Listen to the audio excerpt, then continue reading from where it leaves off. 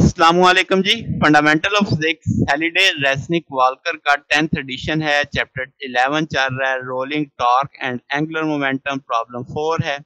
वो कहता है कि यूनिफॉर्म सॉलिड स्फीयर है जो रोल डाउन कर रहा है इंक्लाइंड पे। What must be the inclined angle if the linear acceleration of the centre of sphere 0.1 जी के बराबर होगा।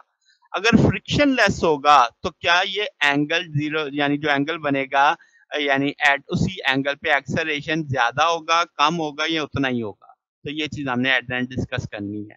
तो सबसे पहले हम जानते हैं tau equal to I alpha, tau equal to R F होता है। अब यहाँ पे तीन फोर्सेस आपको दिख रही हैं, एक नॉर्मल फोर्स है, एक वेट की फोर्स है और एक ये फ्रिक्शनल फोर्स है। अगर आप नॉर्मल फोर्स को देखो तो वो सेंटर से पास कर रही है, तो जो फोर्स सेंटर से पास करे वो टॉर्क पैदा नहीं करती। वेट भी सेंटर पे एक्ट कर रहा है तो ये भी टॉर्क पैदा नहीं करेगा। तो आपके पास सिर्फ एक फ्रिक्शन वाली फोर्स रह गई, और अगर हम देखें तो ये आर तक एक्ट करेगी, तो आपके पास आर इंटू एफ एस मैंने लिख दिया। इन दोनों की वजह से कोई टॉर्क पैदा नहीं होगा, आई इंटू अल्फा। अब ये वाली जो अल्फा होगा ये कौन सा होगा, अगर आप चेक करें ये क्लॉकवाइज है या एंटी क्लॉकवाइज है। ये एंटी क्लॉकवाइज होगा तो नेगेटिव में आ जाएगा। तो आपके पास हम यहाँ पे माइनस ए काम बाई आर ले लेंगे, क्योंकि अल्फा बराबर आ जाएगा ना ए बाई आर के, तो ये आ गया नेगेटिव साइन, वो उसके रोटेशन की वजह से आ गया। अब यहाँ से एफ एस निकाला जा सकता है, आर नीचे जाके जरब खा जाएगा, नेगेटिव बाई ले लेंगे माइनस आई ए काम सेंटर ऑफ मास का acceleration divided by R square. अगर हम देखें सम ऑफ फोर्सेस का कंसेप्ट, तो आप कहेंगे जो नेट फोर्स लग रही होगी एम ए के बराबर होगी।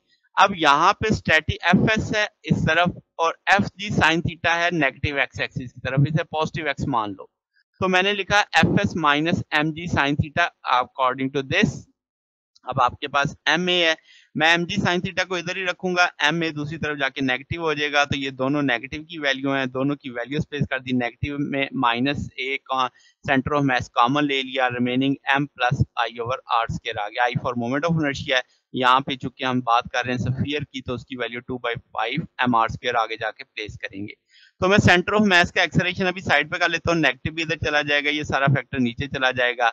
अगर मैं आई की वैल्यू प्लेस कर दूं तो ये सारा आई है, एम कॉमन लेके कैंसिल किया जा सकता है, तो ये आर स्क्वायर से कट जाएगा, 1 + 2/5 आ जाएगा। इस सारे को सॉल्व करेंगे, -5g by sine theta by 7 है। और यहाँ पे ए उसने मुझे खुद बताया -0.1g है। माइनस इसलिए लगा क्योंकि हमें पता है कि वो नेगेटिव आएगा इसमें रोटेशन की वजह से। तो नेगेटिव नेगेटिव क्या हो गया, कट जाएगा। यहाँ पे साइन थीटा सिर्फ बराबर आ जाएगा 0.14 के, थीटा बराबर आ जाएगा 8 डिग्री के। अब उसने अगले हिस्से में कहा कि अगर फ्रिक्शनलेस मामला हो, अगर फ्रिक्शनलेस मामला होगा तो इसका मतलब यहाँ पे भी ये भी टॉर्क जीरो हो जाएगा।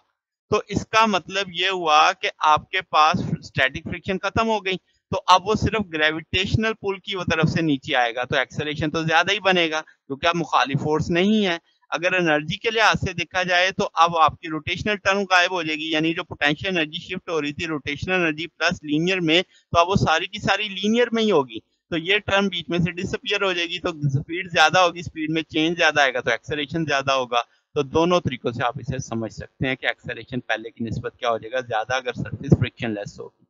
तो ये ना हमारे पास सोल्यूशन है। अगर आपको इसमें कोई बात पूछनी हो, डाउट हो, तो नीचे कमेंट्स में पूछ सकते हैं।